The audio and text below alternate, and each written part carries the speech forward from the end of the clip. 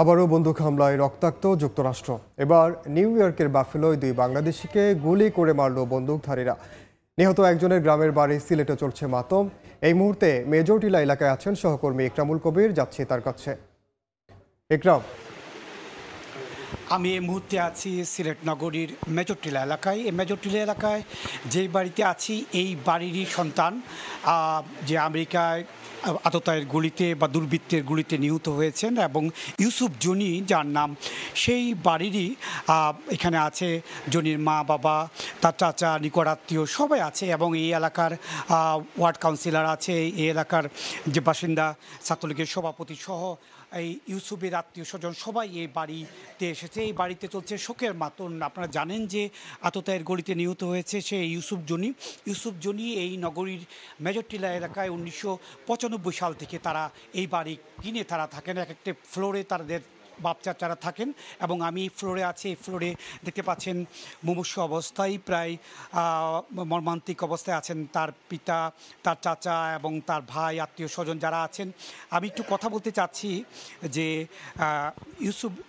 ইউসুফ জনির চাচা আপনার সাথে একটু বলবেন, আপনারা যে হত্যাকাণ্ড যেটা ঘটেছে সেটা আপনারা কীভাবে শুনেছেন, যে কিভাবে সেই ইউসুফ জনিকে হত্যা করা হয়েছে, সেই ঘটনা যদি একটু সংক্ষেপে বলতেন।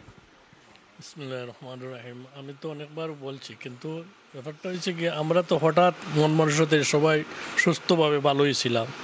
হঠাৎ যখন এই কথাটা সিগনাল শুনলাম যে আমার বাতিতে অ্যাক্সিডেন্ট হয়েছে, তখন অ্যাক্সিডেন্ট হওয়ার সাথে সাথে মন মানসিকতাটা মানে অন্যরকম গেল। এই মন মানসিকতা একটু হওয়ার পরে সাথে সাথে আবার শুনতে পারলাম যে না, তারা একেবারে ডেড বডি হয়ে গেছে। তো ডেড বডিটা যখন জানতে পারলাম তখন শুনলাম যে একটু খেয়াল করি বা একটু সহযোগিতা করিয়া শুনলাম যে বাবুল নামে একটা ভদ্রলোক ওনার সাথে খাজো ছিল। তো ওই লোকটার সাথে তাদের কি যে ছিল এখনও আমরা সিওরিটি বলতে পারি নাই, কিন্তু এতটুকু জানছি যে ওর সাথে কি তার টাকার লেনদেন আসিল বা সান্দার তারা দাবি করছিল।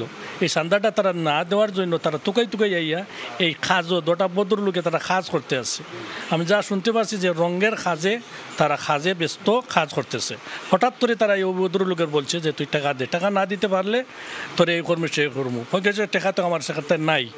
ওই সে ফাড় মারছে চাকু দিয়ে, প্রথম চাকু দিয়ে ফাড় মারছে। ফাড়ার মারার পরে সে ডেডবডি যখন ভরতেছে তখন আমার বাতি যা তার আঞ্জা করে ধরতেছে। তখন আমার বাতি যায় ওই ডেড বডিটার আঞ্জা করে ধরতে গিয়ে ওই তারেও গুলি করছে। শুনছিলেন যে বাবুল নামে যে কুমিল্লা যে নিহত হয়েছে তাকে বাঁচাতে গিয়ে ইউসুফকে গুলি করা হয়েছে।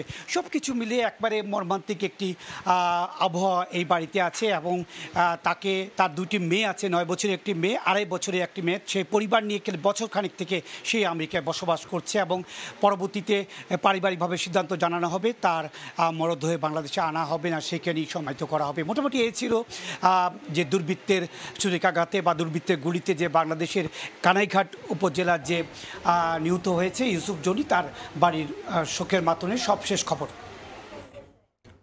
সরাসরি যুক্ত ছিলাম সিলেটে।